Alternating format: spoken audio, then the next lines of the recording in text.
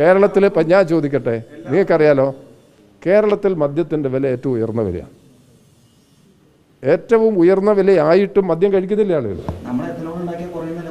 അല്ലല്ല, ആ വിലയല്ല കുറയുന്നത്, ഇതിൻ്റെ ചിലവാണ് കുറയുന്നത്. ഇതിൻ്റെ ചിലവ് കുറഞ്ഞു കഴിഞ്ഞാൽ അത്രയും വരുമാനം ഗവൺമെൻറ്റിന് വർദ്ധിപ്പിക്കാൻ കഴിയും. അതാണ് ഇത് മദ്യം.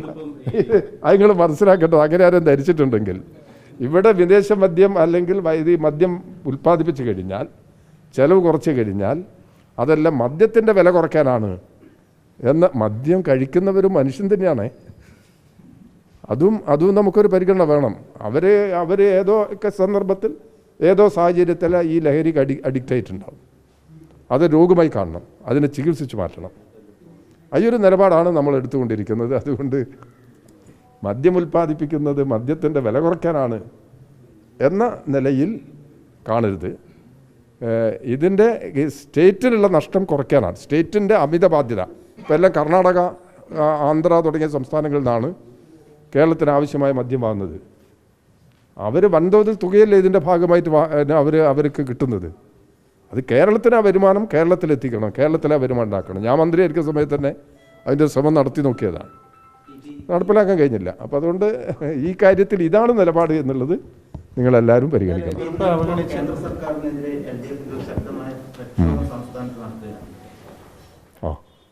ആണ് അല്ല, ഇത് ഇദ്ദേഹം പറഞ്ഞത് ഇന്ന് കേരളത്തിലെ എല്ലാ ജില്ലാ കേന്ദ്രങ്ങളിലും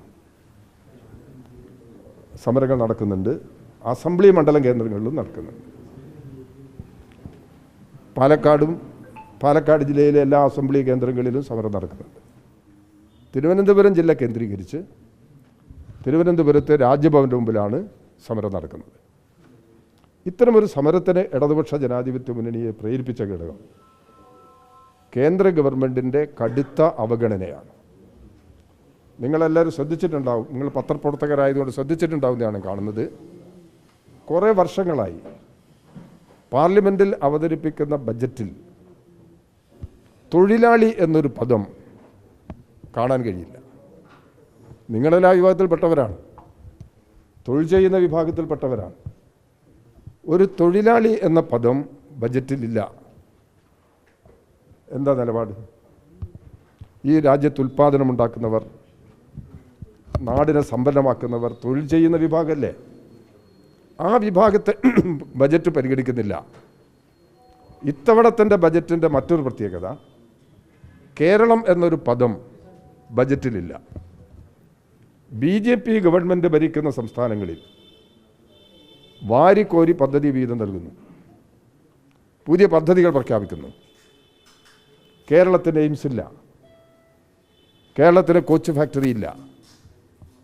കേരള ഗവൺമെൻറ്റിൻ്റെ അത്യാവശ്യ കാര്യങ്ങൾ നിറവേറ്റുന്നതിന് വേണ്ടി 24,000 കോടിയുടെ പാക്കേജ് കേരള ഗവൺമെൻറ് കേന്ദ്രത്തിന് മുമ്പാകെ അവതരിപ്പിച്ചു. ഒരു പരിഗണനയും നൽകിയില്ല. എല്ലാ വിഭാഗം ആളുകളെയും ഒന്നിച്ച് വേദനിപ്പിച്ചൊരു സംഭവം. അതിൽ രാഷ്ട്രീയമൊന്നുമില്ല. വയനാടിൻ്റെ പുനരധിവാസത്തിന് എല്ലാവരും ഒറ്റക്കെട്ടായി അണിനിരുന്നു. ദുരിതാശ്വാസ പ്രവർത്തനങ്ങളിൽ കേന്ദ്രം എന്താ സഹായിച്ചത്? കേന്ദ്ര സൈന്യത്തെ അയച്ചു, അതിൻ്റെ ചെലവ് കേരളത്തിൽ നിന്ന് അവർ തിരിച്ചു വാങ്ങി.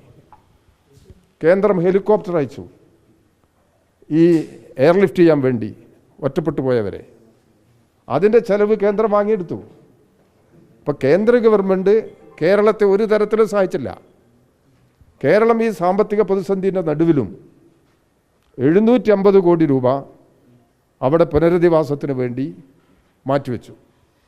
കേന്ദ്രം ഇതൊന്നും ചെയ്യുന്നില്ല. കേന്ദ്രം കടുത്ത സ്വകാര്യവൽക്കരണത്തിലേക്ക് പോവുകയാണ്. വരുന്ന 5 വർഷം കൊണ്ട് 5 ലക്ഷം കോടി രൂപ, 5 അല്ല 50 ലക്ഷമാണെന്ന് തോന്നുന്നു, 50 ലക്ഷം കോടി രൂപ ഈ പൊതുമേഖലാ സ്ഥാപനങ്ങൾ വിറ്റ് വരുമാനമുണ്ടാക്കാൻ ഈ ബഡ്ജറ്റിലൂടെ നിർദ്ദേശം കൊണ്ടുവന്നിട്ടുണ്ട്. ഈ വർഷം എത്ര എന്നുള്ളത് പ്രഖ്യാപിച്ചിട്ടുണ്ട്. ആണവ റിയാക്ടറുകളെല്ലാം സ്വകാര്യ മേഖലയിൽ കൊടുക്കാം. ഇന്ത്യയുടെ സുരക്ഷിതത്വത്തെ പോലും ബാധിക്കുന്ന പ്രശ്നമാണിത്. ഇങ്ങനെ എല്ലാ തലത്തിലും കേന്ദ്ര ഗവൺമെൻറ്റിൻ്റെ അവഗണനയാണ് തുടർന്നു വരുന്നത്. അത്തരമൊരു സാഹചര്യത്തിൽ കേന്ദ്ര സാമ്പത്തിക നയത്തെ തുറന്ന് എതിർക്കുന്നതിൻ്റെ ഭാഗമായും കേരളത്തോടുള്ള തികഞ്ഞ അവഗണന, സാമ്പത്തിക ഉപരോധമാണ് കേരളത്തിനെതിരെ തുടരുന്നത്. അതൊന്നുകൂടി വ്യക്തമാക്കുന്നതാണ് ബജറ്റ്. അതുകൊണ്ടാണ് കേരളത്തിൻ്റെ മുഖ്യമായി ഈ പ്രശ്നം ഉന്നയിച്ച് ഇന്ന് ഇടതുപക്ഷ ജനാധിപത്യ മുന്നണിയുടെ നേതൃത്വത്തിൽ അസംബ്ലി മണ്ഡലം കേന്ദ്രങ്ങളിൽ വമ്പിച്ച മാർച്ചും, കേന്ദ്ര ഗവൺമെൻറ് ഓഫീസിന് മുമ്പിൽ മാർച്ചും ധർണയും നടത്താൻ തീരുമാനിച്ചത്. തിരുവനന്തപുരത്തെ രാജ്ഭവന് മുമ്പിലും ഇന്ന് ഈ സമരം.